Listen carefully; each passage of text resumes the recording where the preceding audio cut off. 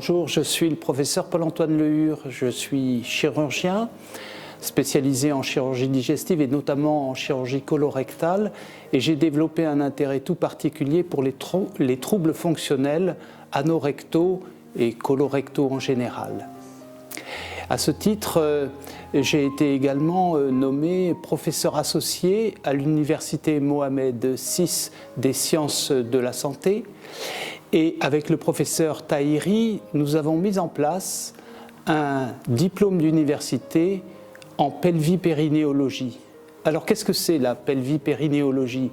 C'est un mot un peu compliqué pour parler des troubles de la partie basse de notre corps, cette partie que l'on garde cachée, mais qui est pourtant si important pour notre qualité de vie, pour notre confort, pour notre vie sociale. Donc avec le professeur Tahiri, nous avons eu cet objectif de développer une formation spécialisée dans ce domaine qui concernera, et c'est un des points intéressants, plusieurs spécialités qui se retrouveront réunies pour aider les patients qui se confieront à nous. Ces spécialités, c'est essentiellement l'urologie, la gynécologie et la chirurgie digestive. Mais cela intéresse également les gastro-entérologues, cela intéresse également les kinésithérapeutes, les infirmières spécialisées,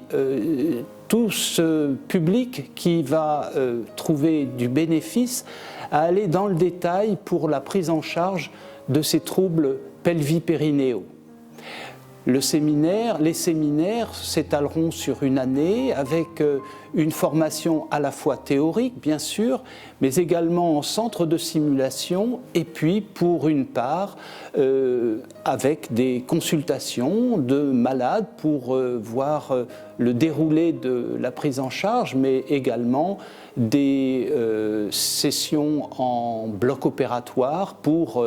l'analyse des différentes situations et des modalités de prise en charge qui seront proposées à ces patients. Donc au total, une formation complète pour un problème qui est un problème de santé publique, puisque l'on sait que les populations vieillissent, que le désir de vieillir en bonne forme est maintenant important, et que, notamment pour les femmes, ces problèmes fréquents peuvent être traités à condition qu'ils soient dépistés, qu'ils soient bien analysés et que les propositions que l'on fait soient adaptées. Généralement, le traitement médical, bien sûr, dans tous les domaines de la spécialité, mais également, et c'est important, la rééducation, et puis dans les cas qui ne sont pas solutionnés par ces moyens-là, on peut aller vers la chirurgie. C'est ce que nous souhaitons avec le professeur Tahiri développer avec tous nos collègues qui participeront à l'enseignement de ce diplôme d'université au sein de l'université Mohamed VI des sciences de la santé.